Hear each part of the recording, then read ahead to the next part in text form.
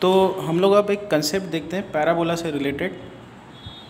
We have seen this और we know the result that when we have a parabola focus is a comma 0 and at any point if you draw a tangent you can draw a normal over here. tangent and normal perpendicular होंगे. Normal की slope अगर m है तो equation of normal is written as y is equal to mx minus am cube minus 2am. ये होता है. Next let's say this normal passes through the axis at point h, 0. Fine. ये जो normal है axis को कहीं तो cut करेगी. Let's say that cutting point is h, 0. तो अगर हम लोग इसमें h, 0 पॉइंट पुटअप कर दें तो 0 is equal to m h minus a m cube minus 2am ये आ जाएगा. तो 0 is equal to m common निकालो तो h minus a m square minus 2a ये आ जाएगा. यहाँ से m का वैल्यू होगा 0 and h minus 2am square minus 2a ये 0 आ जाएगा. यहाँ से हम लोग क्या लिख सकते हैं h minus 2a upon 2a is equal to m square. और यहाँ से हमको मिलेगा m के दो values positive root h minus 2a by 2a and negative root minus of h minus 2a by 2a. तो बिकॉज ये क्यूबिक इक्वेशन है तो तीन नॉर्मल्स बन सकती हैं. एक का स्लोप डेफिनेटली ज़ीरो होगा. हम लोग स्पेसिफिकली उस पॉइंट की बात कर रहे हैं. किस पॉइंट की बात कर रहे हैं? h, 0 पॉइंट की, मतलब एक्सिस के ऊपर के पॉइंट की बात कर रहे हैं कि वहाँ से डेफिनेटली आपको एक नॉर्मल मिलेगी जिसका स्लोप ज़ीरो होगा. स्लोप किसका ज़ीरो होता है? अभी एक्सिस इस पॉइंट से जाने वाली कौन सी लाइन है, कौन सा नॉर्मल है जिसका स्लोप ज़ीरो है? वो एक्स एक्सिस ही है. ये एक्स एक्सिस देखो, एक्स एक्सिस ये वर्टेक्स पे ये रही टैंजेंट और ये रही नॉर्मल. तो डेफिनेटली हमेशा m 0 होगा ही होगा. एक आपको लाइन मिलेगी, मतलब वो है ही लाइन की x axis which is normal to the parabola and it passes through h0. Fine. और h0 से पास होने वाली लाइन और दो नॉर्मल्स आपको मिलेंगे जिनके स्लोप्स होंगे ये, एक का पॉजिटिव एक का नेगेटिव.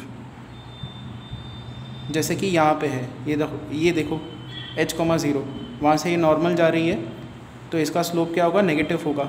और एक और लाइन आपको इस तरफ मिलेगी ऐसे, और इसका स्लोप क्या है इस नॉर्मल का? पॉजिटिव. और इसका स्लोप क्या है? नेगेटिव. ये ऑब्ट्यूज एंगल बना रही है सो इसलिए स्लोप इज़ नेगेटिव, इसका स्लोप होगा पॉजिटिव.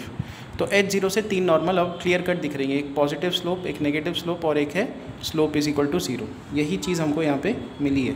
बट यहाँ पे एक इंपॉर्टेंट चीज़ नोट करने लायक ये है कि m रियल कब होगा, मतलब ये टेंजेंट्स या ये नॉर्मल्स जो आप बना सकते हो वो रियल उनकी स्लोप हो या वो नॉर्मल बना सको, उसकी कंडीशन क्या है कि h minus 2a should be greater then और इक्वल टू 0.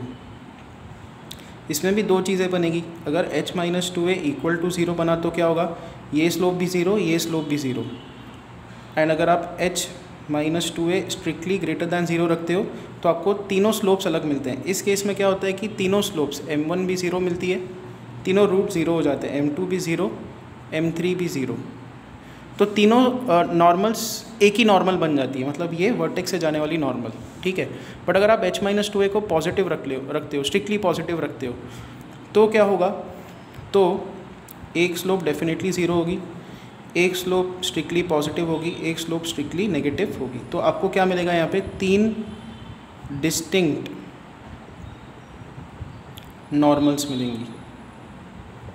तो ये कंडीशन है कि एक्सिस के ऊपर का अगर एक पॉइंट है और वहाँ से आपको तीन डिस्टिंक्ट नॉर्मल्स मिले, उसका कंडीशन है h minus 2a should be positive. Fine. और h minus 2a should be positive meaning h should be greater than 2a.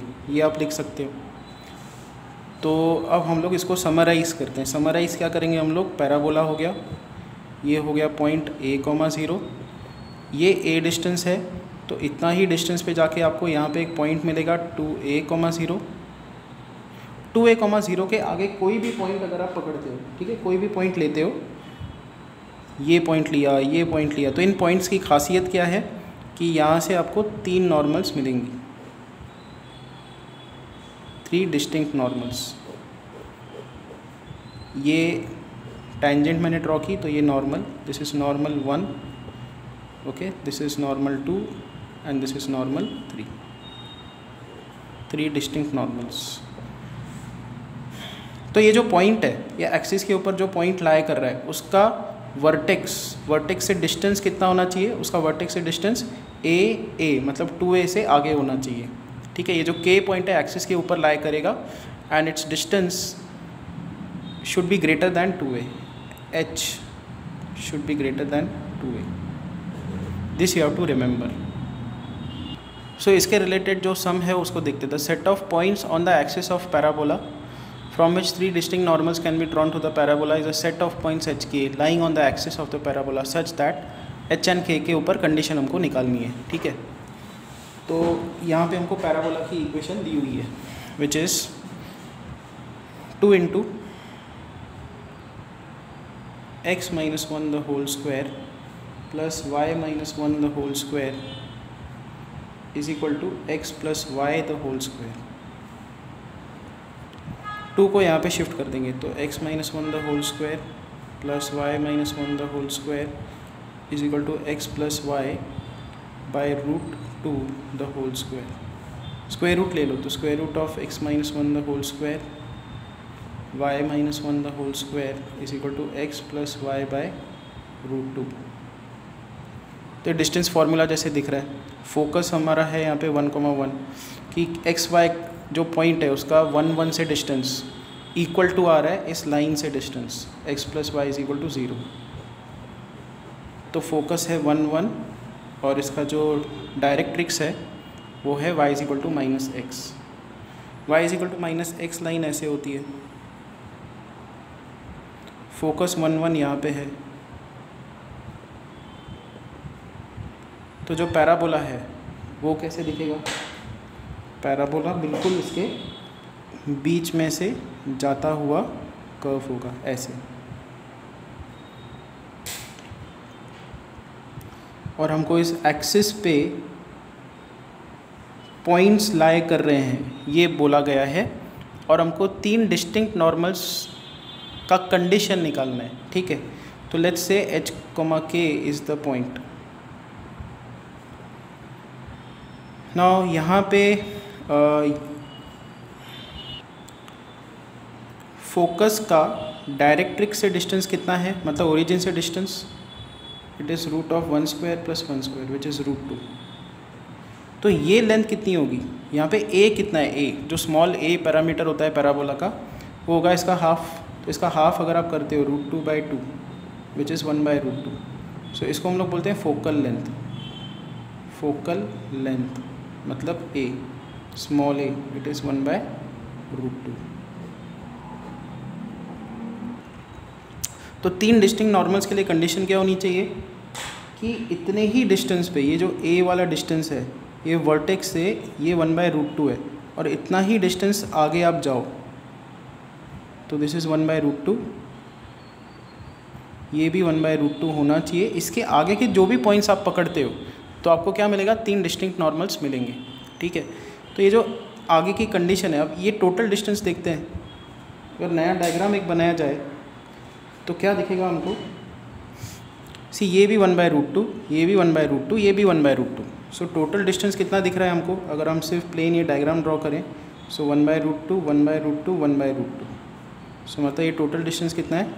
3 bye root 2। बस कि इसके आगे अगर आप एक्सिस के ऊपर कोई भी पॉइंट लेते हो तो 3 डिस्टिंक्ट नॉर्मल्स आपको मिलेंगे ही मिलेंगे, ठीक है। तो आगे के जो पॉइंट्स हैं, अब देखो ये पॉइंट के कोऑर्डिनेट्स क्या है, क्योंकि ये y is equal to minus x equation है तो इसका इक्वेशन क्या होगा? y is equal to x होगा। y is equal to x मतलब x और y हमेशा सेम होगा। तो इस पॉइंट के कोऑर्डिनेट्स क्या है?